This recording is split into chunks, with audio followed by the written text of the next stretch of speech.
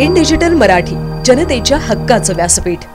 बदलापूरच्या एका शाळेत 2 लहान मुलींच्या शारीरिक शोषणाच्या गंभीर प्रकरणाने संपूर्ण शहराला हादरवून सोडले आहे।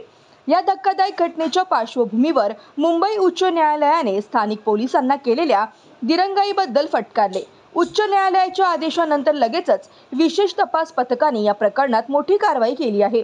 शाळेच्या व्यवस्थापन, मुख्याध्यापक आणि कर्मचाऱ्यांविरुद्ध पॉक्सो कायद्याच्या कलम 21 अंतर्गत गुन्हे दाखल करण्यात आले आहेत।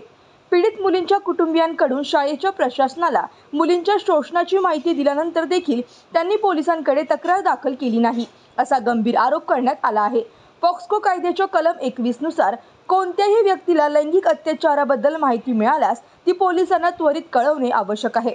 मात्र शाळा प्रशासनाने हा कायदा पाळला नाही, त्यामुळे एसआयटीने तातडीने हालचाल करून शाळेच्या जबाबदार पदाधिकाऱ्यांवर गुन्हे दाखल केले आहेत। बदलापूर शहरातील नागरिक आणि राज्यातील विरोधी पक्ष नेते या प्रकरणी शाळा प्रशासनाविरुद्ध कारवाईची मागणी जोरदारपणे करत होते। एसआयटीने तत्काळ हालचाल करून पीडित मुली आणि त्यांच्या पालकांचे जबाब नोंदवले आहेत। घटनास्थळी फॉरेन्सिक पथकाने जाऊन पुरावे गोळा केले आहेत। तपास पथक शाळेच्या पदाधिकाऱ्यांचे आणि कर्मचाऱ्यांचे जबाब नोंदवण्यासाठी सकाळी 10 वाजता शाळेत दाखल झाले आणि तपास सायंकाळपर्यंत सुरू ठेवला। गुरुवारी मुंबई उच्च न्यायालयाने स्वतःहून या प्रकरणाची दखल घेतली। पीडितांच्या तक्रारीनंतरही शाळेविरुद्ध तत्काळ कारवाई का झाली नाही याची विचारणा केली। यानंतरच पॉक्सो कायद्याअंतर्गत शाळेवर कारवाई झाली। न्यायालयाने ठामपणे सांगितले की अशा गुन्ह्यांची तक्रार त्वरित दाखल न करणाऱ्या अधिकाऱ्यांवर कठोर कारवाई होणे आवश्यक आहे।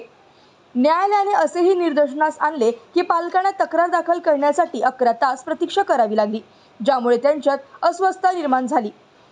बाल हक्क आयोगाच्या सदस्य रुपाली बॅनर्जी यांनी बदलापूरला येऊन तातडीने चौकशी सुरू केली आहे। आयोगाची टीम पुढील 3 दिवसांमध्ये या प्रकरणाचा सखोल तपास करणार असून या प्रकरणात दोषी आढळणाऱ्यांवर कठोर कारवाई करण्याचा इशारा दिला आहे।